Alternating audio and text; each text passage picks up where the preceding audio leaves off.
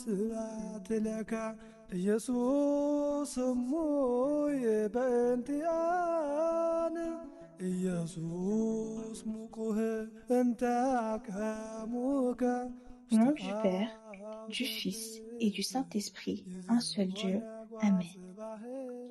Chers frères et sœurs en Christ, aujourd'hui, en ce mardi de la Semaine Sainte, nous nous retrouvons pour méditer sur le jour que notre Église surnomme le jour des questions. Pourquoi ce nom? Parce que ce jour-là, alors que Jésus enseignait dans le temple, les chefs religieux, les scribes, les pharisiens et les anciens sont venus le questionner sur son autorité. Nous retrouvons ce dialogue dans l'Évangile selon saint Matthieu, au chapitre 21. Ils lui ont demandé « Par quelle autorité fais-tu ces choses ? Et qui t'a donné cette autorité ?» En parlant d'autorité, il faisait référence à la purification du temple qu'il avait faite la veille en chassant les vendeurs, à ses enseignements puissants et aux miracles qu'il accomplissait. Malheureusement, leur question n'était pas une vraie recherche de vérité. C'était une tentative pour piéger Jésus.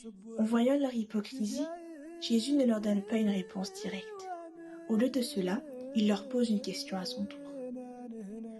Au verset 25, il leur dit « Le baptême de Jean, d'où venait-il? Du ciel ou des hommes ?» Les chefs religieux sont coincés. S'ils disent du ciel, Jésus leur dira « Pourquoi donc ne l'avez-vous pas cru ?» S'ils disent des hommes, ils craignent le peuple, car tout le monde considérait Jean-Baptiste comme un prophète. Alors ils répondirent « Nous ne savons pas. » À cela, Jésus leur dit « Moi non plus, je ne vous dirai pas par quelle autorité je fais ces choses. »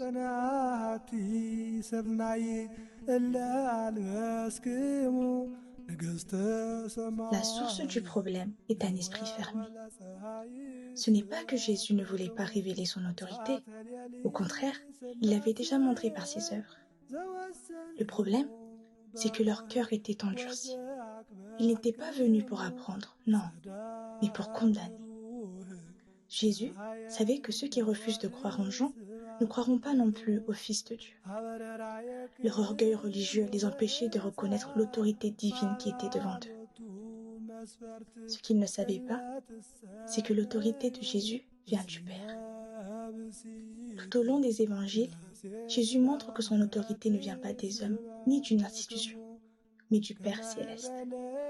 Dans l'évangile de Saint Jean, nous retrouvons des versets qui illustrent cette idée.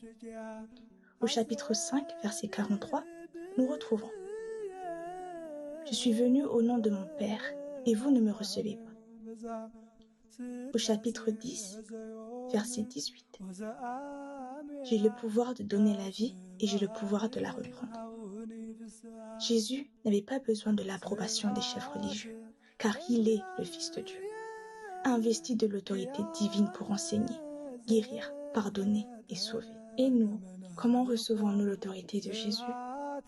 Frères et sœurs, ce mardi nous invite à nous examiner nous-mêmes. Quand Jésus nous corrige, acceptons-nous son autorité?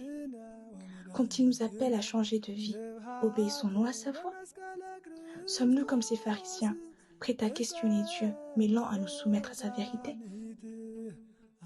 Le jour des questions n'est pas un jour pour interroger Dieu avec orgueil, mais pour ouvrir notre cœur à sa vérité. Reconnaissons que Jésus est notre autorité suprême. Acceptons son enseignement avec foi et humilité. Demandons-lui de purifier notre esprit de tout doute et de toute résistance. En cette semaine sainte, frères et sœurs, marchons non comme les religieux orgueilleux, mais comme des disciples ouverts et obéissants, prêts à recevoir la sagesse et la grâce de notre Seigneur Jésus-Christ. Que Dieu vous bénisse abondamment, que la lumière du Christ éclaire vos cœurs en ce saint mardi. Au nom du Père, du Fils et du Saint-Esprit, un seul Dieu. Amen.